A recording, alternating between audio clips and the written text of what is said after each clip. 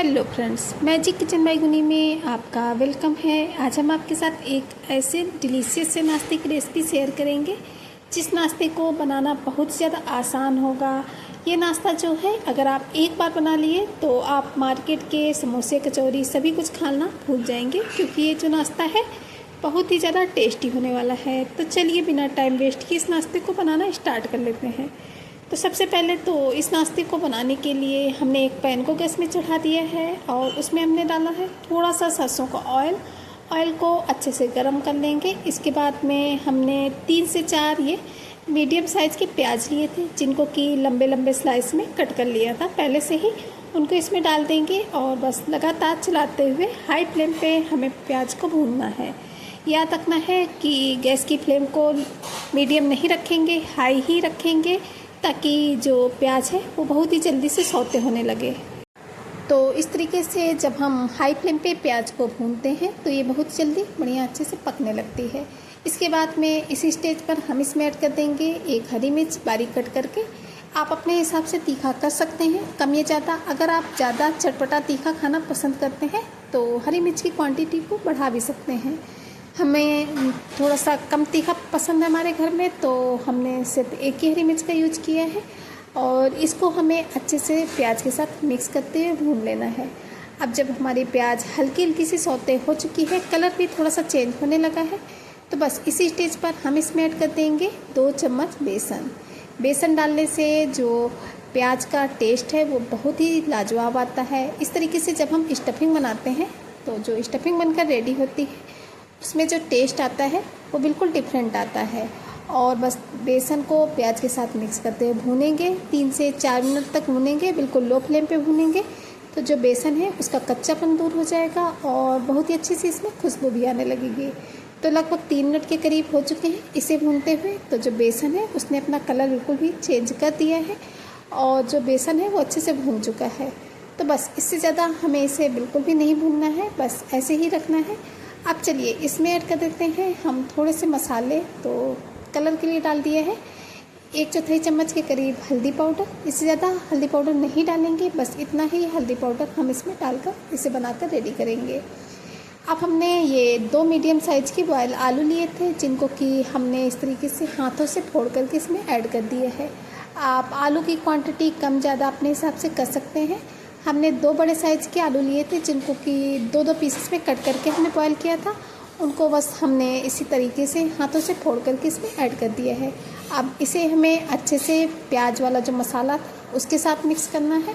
इस तरीके से जब हम स्टफिंग बनाते हैं तो जो हमारी स्टफिंग होती है उसका टेस्ट बहुत ही अच्छा आता है। तो बस इसी स्टेज पर हमें इसमें ऐड कर देना है टेस्ट के अकॉर्डिंग नमक आप अपने टेस्ट के अकॉर्डिंग ही ऐड करें। नमक को भी अच्छे से हम इसके साथ में मिला लेंगे और इस तरीके से थोड़ा थोड़ा सा स्टेपलर से हम आलू को दबाते जाएंगे, ताकि जो आलू में बड़ा चंक्स वगैरह हो वो बिल्कुल भी ना रहे।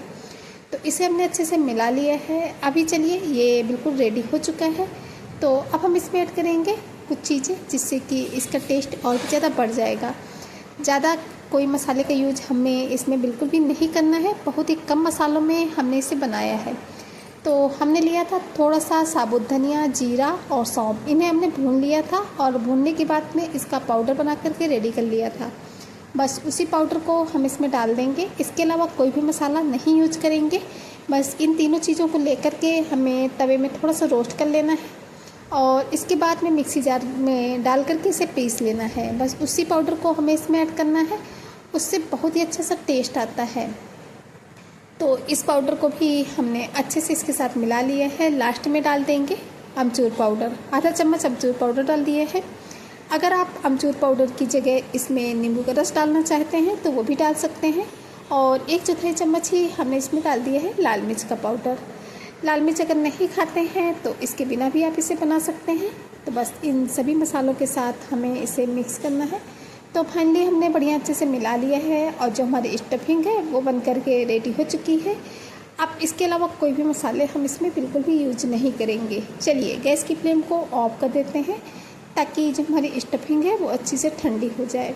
और जब तक हम अपने स्टफिंग को ठंडा होने के लिए छोड़ते हैं, अब इसके बाद में हमने ले लिया है ये आधा कप पोहा। बस इस आधे कप पोहे से ही हम आज की जो रेसिपी बनाकर रेडी करेंगे। तो इस आधे कप पोहे को हमने मिक्सी जार में डाल करके इसे पीस करके रेडी कर लिया है। हाँ, इसे आप अच्छे से बढ़िया से साफ़ करके ही पीसें। इसके बाद में इस पोहे के पाउडर को हमें ट्रांसफ़र कर लेना है एक बाउल में। तो देख सकते हैं बिल्कुल इसका फाइन सा पाउडर जो है वो हमें मिल चुका है। बस ऐसा ही पाउडर हमें चाहिए था। अब इसके बाद में हमने इसमें ऐड कर दिया है ये आधा कप ही गेहूं का आटा, मतलब कि जिस कप से हमने पोहा लिया था उसी कप से ही आधा कप हमने ले लिया है गेहूं का आटा। अच्छे से गेहूं के आटे को छान कर लेना है। अब इन दोनों चीज़ों को चम्मच की सहायता से हम इस तरीके से मिक्स कर लेंगे। तो दोनों ही चीज़ों को अच्छे से मिक्स कर लिया है हमने। अब इसके बाद में हमें इसमें ऐड कर देना है थोड़ा सा नमक। 1/4 चम्मच के ही करीब हमने इसमें नमक ज़्यादा नहीं डाला है।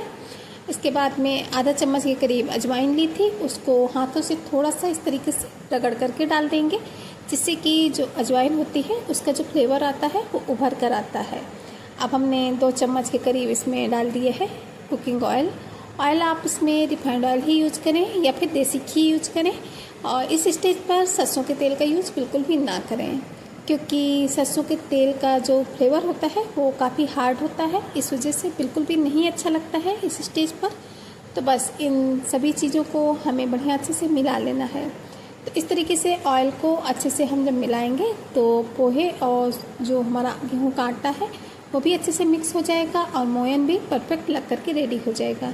तो देख सकते हैं अच्छे से हम सभी चीज़ों को मिक्स कर लिए हैं। अब चलिए हम इसका डो लगा लेते हैं। तो थोड़ा थोड़ा सा पानी डालकर हम इसका डो लगाएंगे। हमें जो इसका डो लगाना है वो थोड़ा सा हार्ड ही लगाना है, सॉफ्ट सा डो बिल्कुल भी नहीं लगाएंगे। तो बस थोड़ा थोड़ा करके ही पानी डालेंगे ताकि जो हमारा डो है वो बिल्कुल भी गीला ना हो, थोड़ा सा हार्ड सा डो हमारा लग करके रेडी हो। क्योंकि जब हम हार्ड सा थोड़ा सा डो लगाते हैं तभी हमारी जो रेसिपी है वो बिल्कुल परफेक्ट बनकर रेडी होती है। तो इस तरीके से 2 से 3 मिनट तक हमें इसे अच्छे से मसल लेना है और इसके बाद में हम इसे थोड़ी देर के लिए रेस्ट के लिए छोड़ेंगे ताकि अच्छे से सेट हो जाए। तो चलिए 10 मिनट के करीब हम इसे रेस्ट के लिए छोड़ देते हैं ताकि अच्छे से सेट हो जाए। और तब तक हम एक घोल बनाकर रेडी कर लेते हैं। तो इस घोल को बनाने के लिए एक खाली बाउल ले लेंगे और बाउल में हमें ले लेना है 2 से 3 चम्मच के करीब चावल का आटा। चाहे तो चावल के आटे की जगह आप इसमें कॉर्नफ्लोर का भी यूज कर सकते हैं। इसके बाद में 1 चम्मच हमने इसमें डाल दी है सूजी और हल्का सा नमक डालेंगे।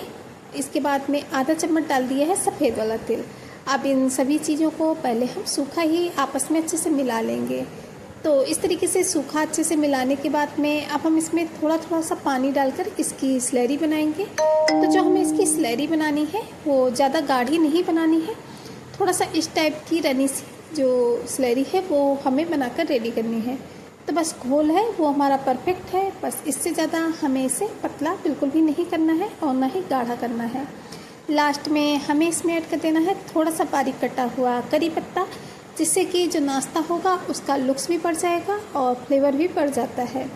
तो अभी हम इस घोल को रख देंगे साइड में और जो हमने डो को लगा करके रखा था उसे चेक कर लेते हैं। तो इसे लगभग 10 मिनट के करीब हो चुके हैं रेस्ट करते हुए। तो इस डो को हमने रख लिया है एक चकले में और चकले में रखने के बाद में इसे थोड़ा सा रोल करेंगे और इसके बाद में हम इसकी थोड़ा बड़े बड़े साइज़ की ये 5 लोइयाँ कट करके रेडी करेंगे। तो 5 लोइयों को कट करने के बाद में 4 लोइयों को हमने उसी बाउल में रख दिया है। एक लोई ले ली है, उसको थोड़ा सा इस तरीके से चपटा करेंगे। चपटा करने के बाद में सूखा आटा लगाते हुए हमें इसे बेलना है। तो हमें इसे थोड़ा लंबा लंबा बेलना है ताकि जब हम इसका नाश्ता बनाएं तो उसके लिए जो हमें शेप चाहिए वो बिल्कुल इस तरीके से परफेक्ट आएगी। और आपको इसमें लग रहा होगा कि किनारे थोड़े से फटे फटे हैं, तो उससे कोई प्रॉब्लम नहीं है। आगे हम बताएंगे कि कैसे हमें रेसिपी को बनाकर रेडी करना है।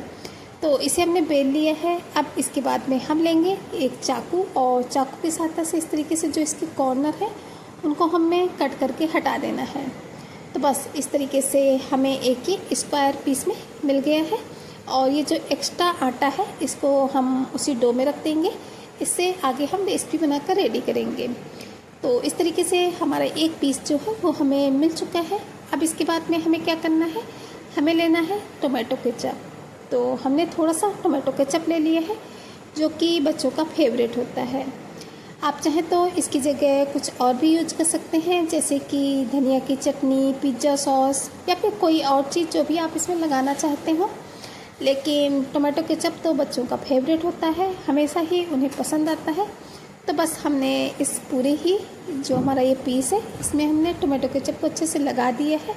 अब इसके बाद में जो हमने स्टफिंग बनाई थी उस स्टफिंग को लेना है 1 चम्मच के करीब, और इसके एक साइड में इस तरीके से कॉर्नर में हम इस स्टफिंग को फैला देंगे। तो ज़्यादा स्टफिंग नहीं लेंगे, बस 1 चम्मच के ही करीब स्टफिंग हम उसको इस तरीके से फैलाएंगे, और जो इसका इस तरीके से एक पार्ट है उसको हम इस तरीके से पलटा देंगे।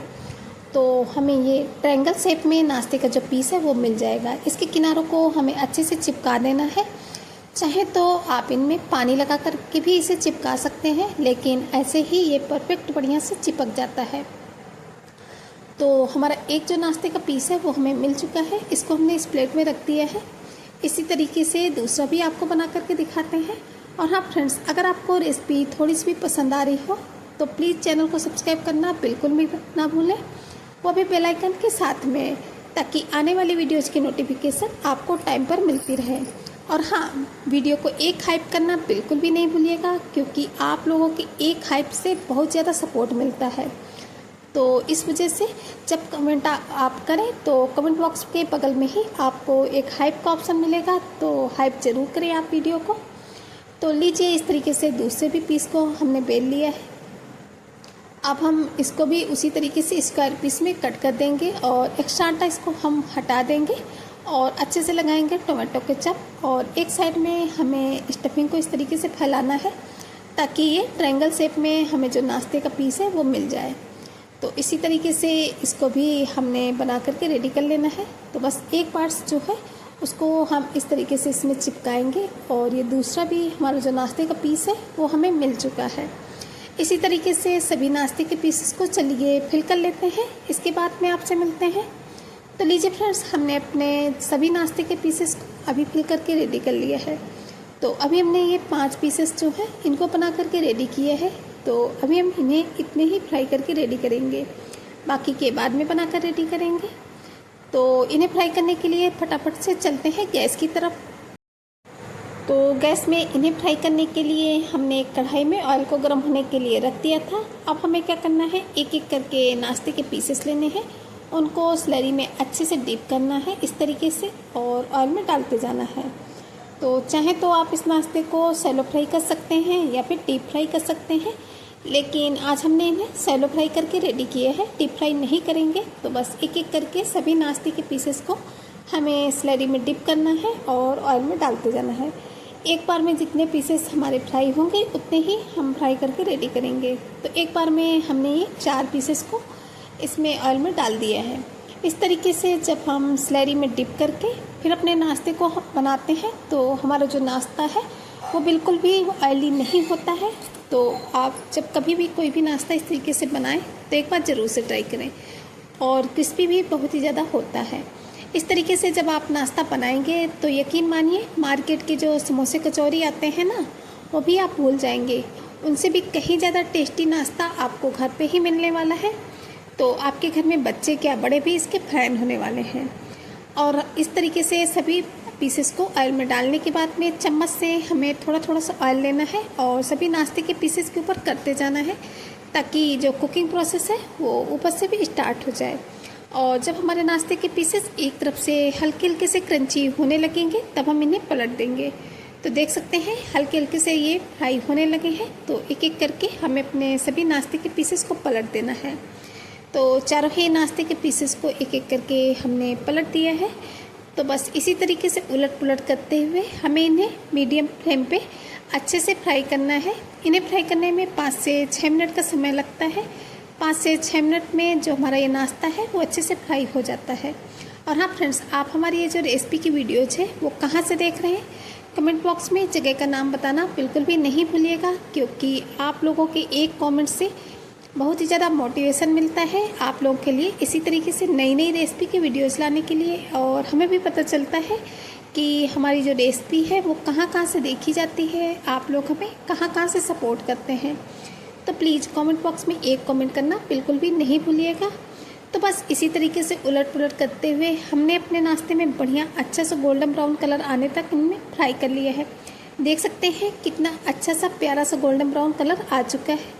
इससे ज़्यादा हमें इन्हें कलर नहीं करना है, नहीं तो फिर नाश्ते का जो टेस्ट है वो बिगड़ जाएगा। तो अभी हम फटाफट से इन्हें निकाल लेते हैं एक प्लेट में, और बाकी का बचा हुआ जो एक नाश्ते का पीस है उसको भी इसी तरीके से फ्राई कर लेंगे। और इसके बाद में आपको हम अपने नाश्ते की प्लेटिंग करके दिखाते हैं। तो लीजिए, रेडी हो चुका है मार्केट के सभी नाश्ते को फेल करने वाला घर में बना नाश्ता, जिसे कि आज हमने सिर्फ आधा कप पोहे से बना करके रेडी किया है। कोई नहीं बोलेगा कि आपने इस नाश्ते को पोहे से बनाया है। पोहे से बनाने की वजह से ये जो नाश्ता है वो बहुत ज़्यादा क्रिस्पी है, तो एक बार इसे ट्राई करना तो बनता है। और हाँ फ्रेंड्स, अगर आपको रेसिपी थोड़ी सी भी पसंद आई हो तो प्लीज़ वीडियो को लाइक करना बिल्कुल भी नहीं भूलिएगा, क्योंकि आप लोगों के एक लाइक से बहुत ही ज़्यादा मोटिवेशन मिलता है इसी तरीके से नई नई रेसिपी की वीडियोस लाने के लिए। और हाँ, इसे ज़्यादा से ज़्यादा फैमिली फ्रेंड्स के साथ शेयर भी कीजिएगा। चैनल पर नए हैं तो चैनल को सब्सक्राइब ज़रूर से कीजिएगा। तो चलिए फ्रेंड्स, चलते हैं, मिलेंगे किसी नई वीडियो में इसी तरीके की किसी नई यूनिक सी रेसिपी के साथ। तब तक के लिए bye bye. Thanks for watching my video.